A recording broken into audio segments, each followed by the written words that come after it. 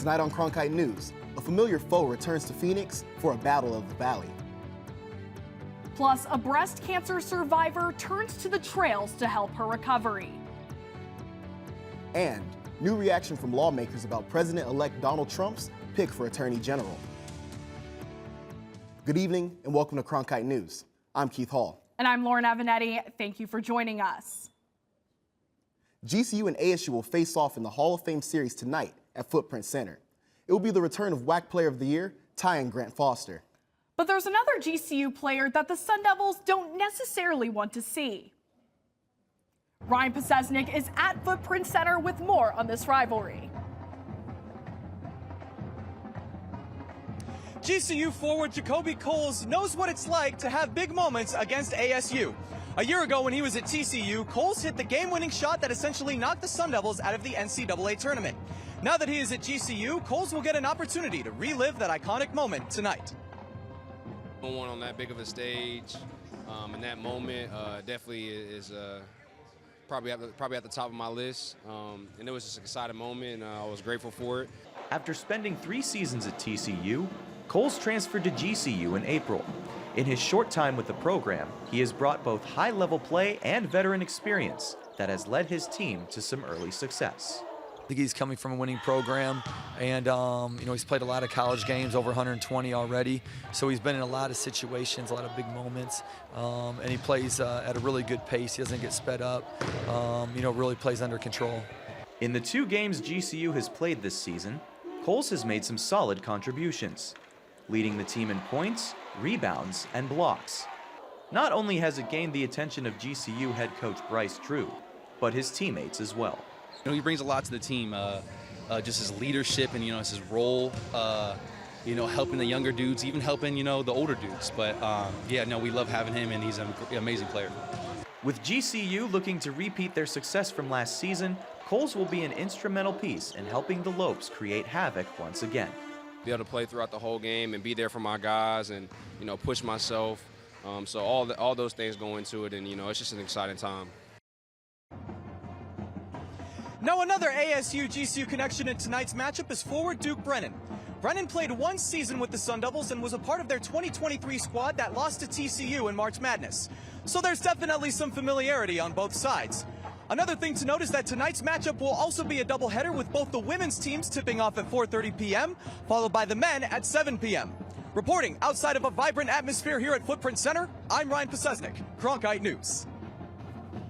The men's basketball game will be the second game in an ASU versus GCU doubleheader that features both the men's and women's teams. Last time the Sun Devils women's team faced GCU, they lost 59-66. Historically, the Sun Devils are 3-1 against GCU in women's basketball. A former Suns employee has filed a lawsuit against the team seeking for damages for discrimination. This comes nearly 2 months after they filed a discrimination complaint with the U.S. Equal Employment Opportunity Commission.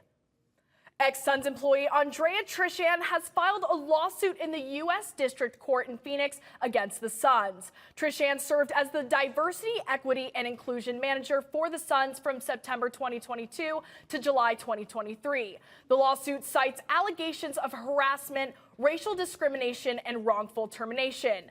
Trishan is seeking unspecified damages to be determined at trial, but the Suns released a statement that says she is asking for $60 million.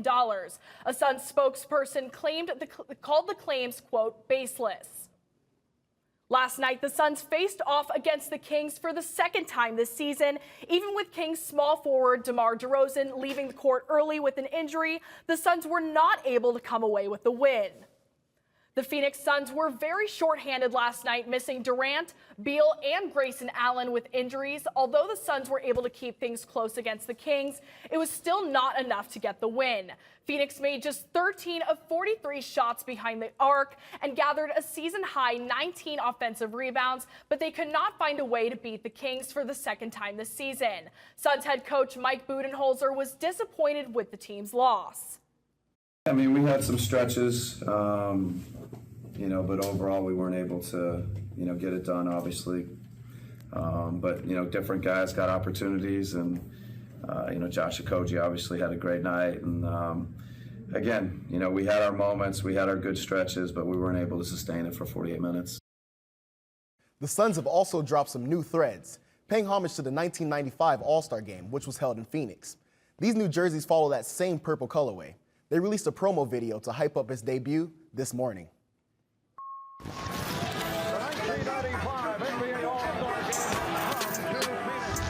Ladies and gentlemen, here are your 1995 NBA All-Stars. Talk about Wild Wild West vibes. My favorite part is the old Western lettering. I personally love the colors, but the cactus logo on the belt is my favorite. The road to recovery from a serious illness can be a challenging one. Cronkite News reporter Caleb Campero in our Los Angeles bureau has more on a special woman who has hiked her way into a new mentality. A number of days a week, you can find Karen Dalton hiking the trails near her Southern California home. 9-mile treks are common. When I can get out in this, it's amazing. But Dalton's long walks in nature aren't just about exercise. Following the twists and turns on these paths allows her to reflect on her own life's journey and contemplate questions about her lowest moments. Why did this happen, I think, was the first thing. What did I do to cause this? And I don't know why I thought that, but I just figured it was something I did. But there are no simple answers as to why Dalton, an active runner and triathlete, was diagnosed with breast cancer back in August of 2020.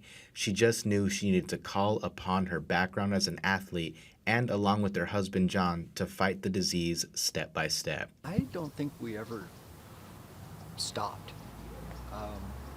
Her first chemo, we went down to the park, Parnell Park, and we walked among the last 10 minutes, but that was the first of many. But after finalizing chemotherapy and battling through radiation treatments, Dalton was quick to fulfill her vow to get outdoors. So I remember it so well. John and I, we had been taking walks, so I'd been building up stamina. There's a 9-mile hike that I was used to doing, but I knew I couldn't just go out and do it. First time I hit the 6-mile mark, teary-eyed. 6 miles soon became 9 miles, but as emotional battles loomed, small rocks with sayings started a tradition that, good day or bad, has kept Dalton going. That rock garden started out with 3 rocks. I am reminded, empowered, and inspired by that every time I walk out my door. For Karen Dalton, what started with just getting back outside has turned into a living testament to what a good walk with the right mindset can get you when life's paths take a challenging turn. In Whittier, California, Caleb Campero, Cronkite News. Coming up next, local high school football star tackles challenges both on and off the field. A senior linebacker from Scottsdale is a straight A student and is being recruited to play at the collegiate level. Find out how Tyler Stanford and his team prepares for the postseason after the break. Plus, cooler temps are on the horizon. Stay tuned for your full forecast.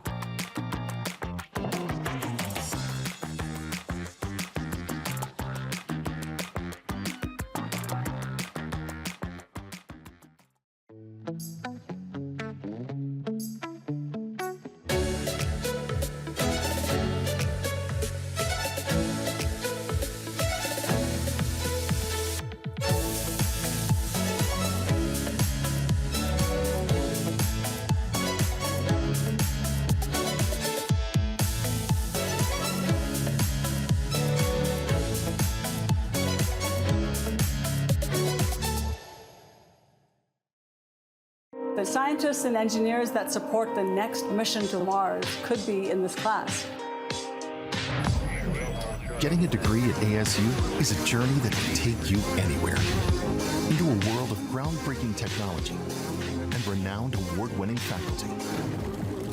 Professors who help you to impact the world. Whether you're on campus or at home. Becoming your best starts with learning from the best. Welcome back to Cronkite News. A widely recruited punter, starting linebacker, and straight-A student. This Desert Mountain High School standout balances football success with another major life challenge. Cronkite News reporter Blake Neiman has more on this Wolves senior as he and his team prepare for the Open Division playoffs. Tyler Stanford is known for delivering shots on the football field. The Desert Mountain High School senior linebacker who doubles as a punter has also taken his fair share of shots as a type 1 diabetic. That's my CGM. Stanford was diagnosed with the disease when he was just 5 years old. The day I got home from the hospital was Halloween, which is a nightmare because I just got diagnosed with diabetes and I'm trying to eat all of this candy and whatnot. That was a wild ride for my mother. And so after those few moments of melting, I remember looking at my husband and going, he cannot be different. And in that moment, Stanford decided to look forward and follow his family's footsteps on the football field.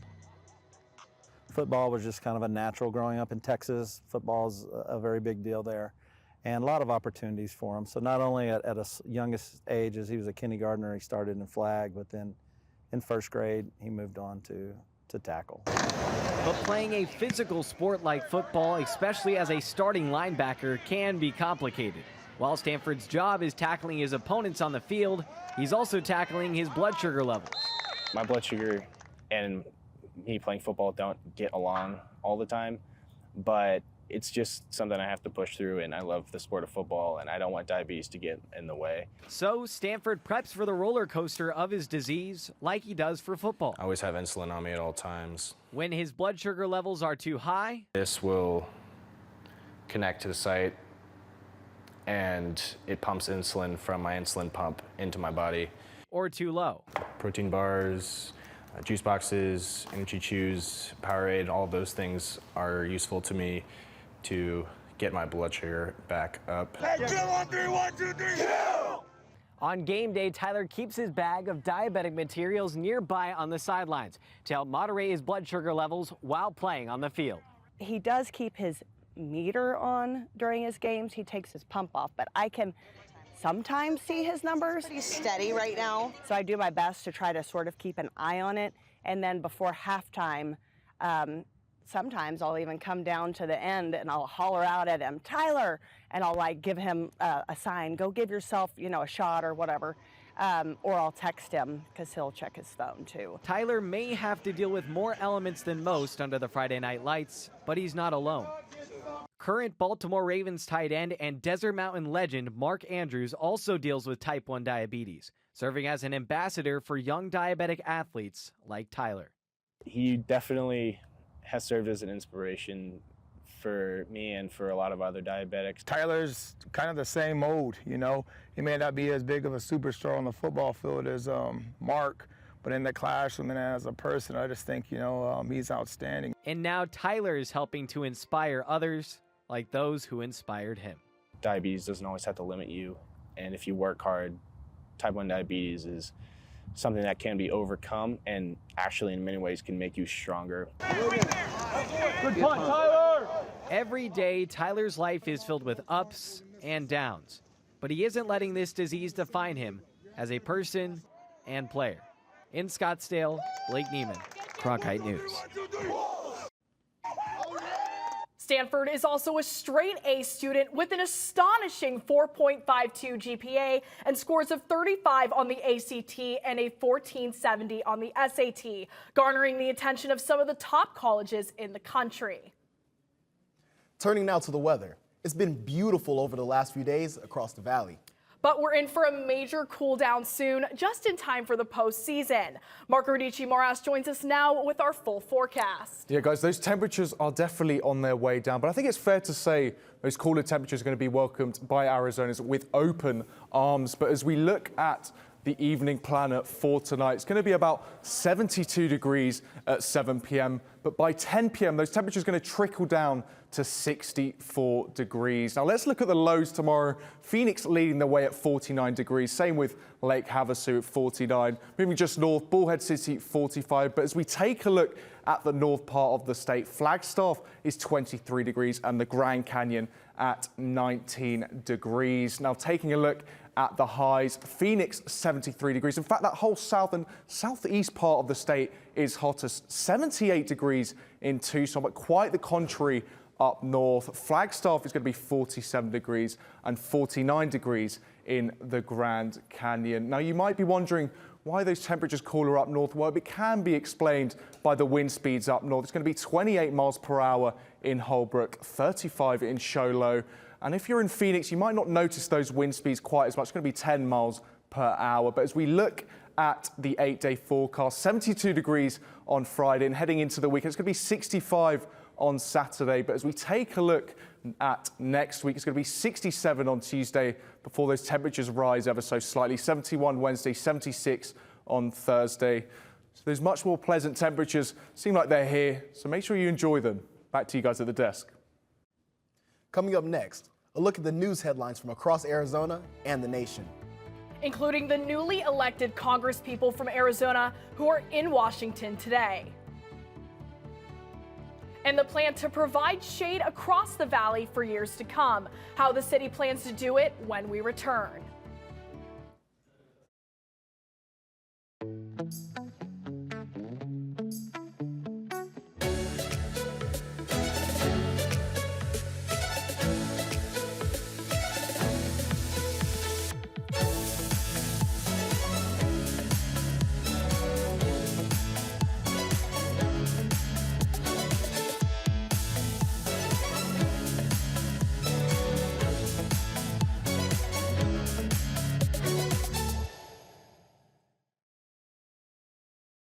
What Cronkite News means to me is opportunity.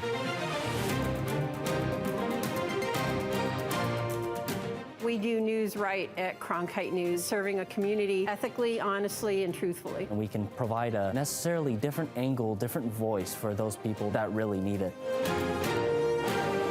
The students, they have a lot of passion for journalism. I get to do a lot of stories about the Hispanic community. And we have access to cover all of these sorts of events and get media coverage of all these different personalities and athletes, and that's just a huge thing. But it's also a chance for people here to be humanized, individuals of all walks of life. Cronkite News will help take the next generation of journalists onto their next careers. I am old enough to remember Walter Cronkite. We're putting a lot of pride on his name because we are practicing a lot of the things that he did. I think he'd be smiling from ear to ear. I.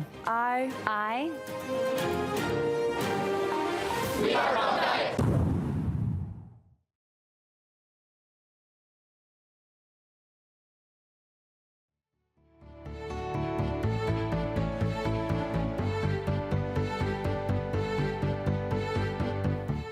Welcome back. I'm Jason Goldie with your top local and national headlines. New reaction in Washington tonight after President-elect Donald Trump announced he's nominating Florida Representative Matt Gaetz as U.S. Attorney General. Gaetz was at the center of a House Ethics Committee investigation, but he resigned from Congress before the report was issued. Gaetz has denied all allegations against him, and yesterday's news of his nomination was met with outrage on both sides of the aisle. CNN tried to ask some lawmakers about the decision. What about Matt Gaetz? Do you support him? We have a confirmation process. I don't know yet. I think about that one. I mean, do you have any concerns about it? We'll see. Do you think Matt Gaetz is confirmable? We'll find out. Whoa. Senator Kennedy, what do you think of Matt Gaetz as Attorney General? Happy Thanksgiving. The newly elected members of Congress were in D.C. today for freshman orientation, including politicians from Arizona. Macy Markham has more on their trip from the U.S. Capitol.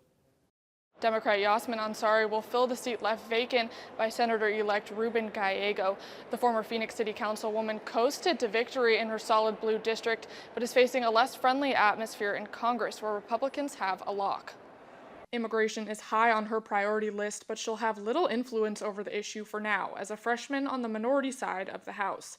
The state's other incoming freshman, Republican Abe Hamadeh, is a staunch supporter of aggressive border enforcement, including the border wall President-elect Donald Trump promises to keep building. Trump has also promised mass deportations. That's alarming for Ansari, the daughter of immigrants and the first Iranian American to hold office in Arizona. It's going to be a tough environment in D.C. When it comes to legislation. Republicans hold most likely a trifecta in the government. But I am really looking forward to trying to get things done for my district. I'm hoping to work on the same issues I worked on when I was a councilwoman in Phoenix. So whether that's sustainable transportation, making community college more affordable, making sure we're supporting our immigrant communities. That's what I have learned from knocking so many doors in our community. In Washington, Macy Markham, Cronkite News.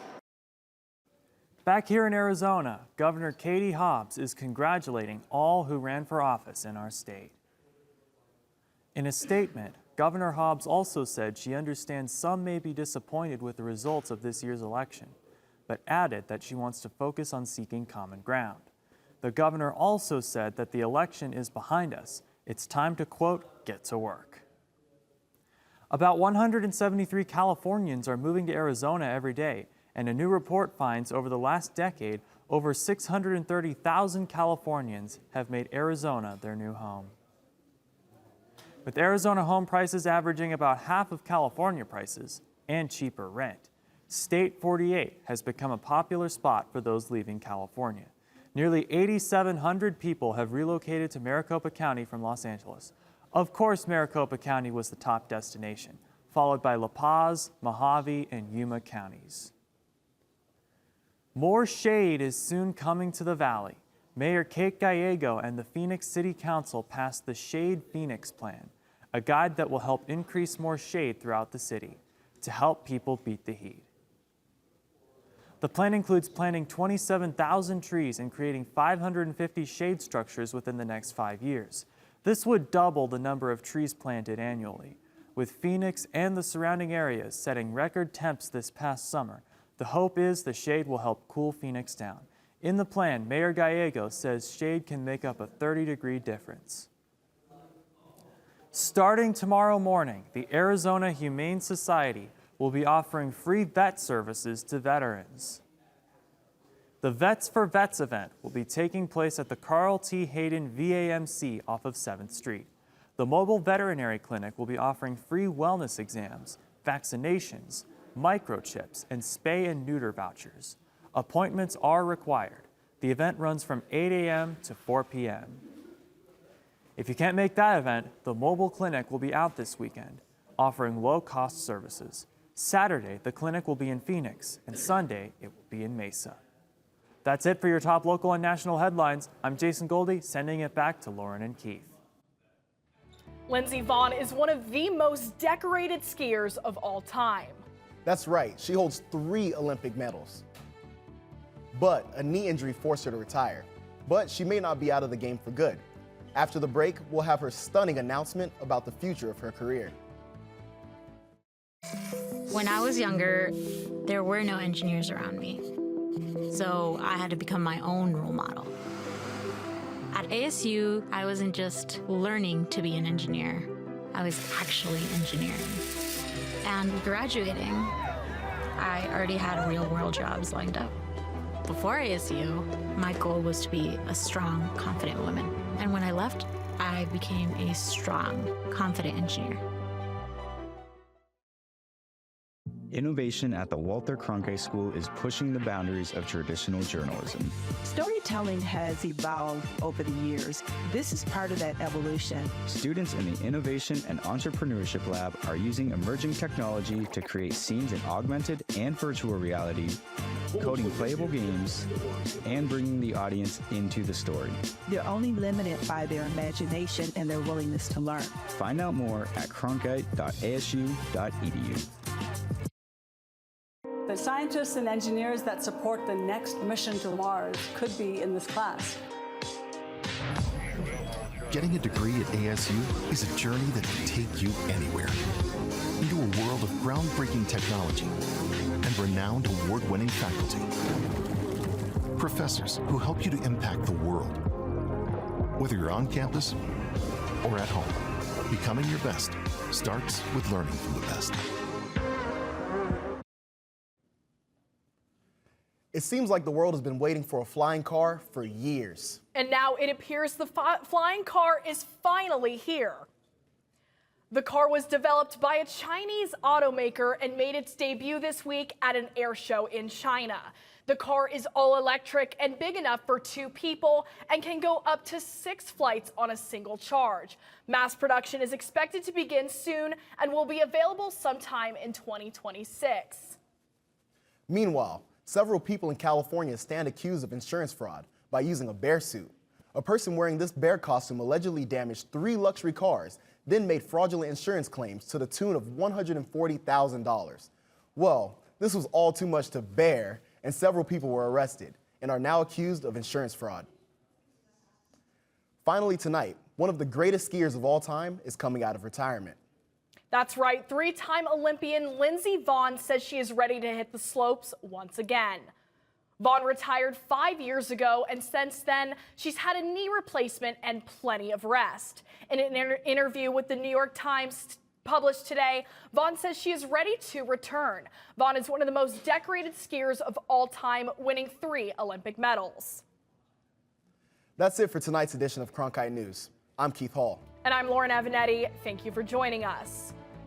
And to see top Arizona stories anytime, log on to cronkitenews.azpbs.org.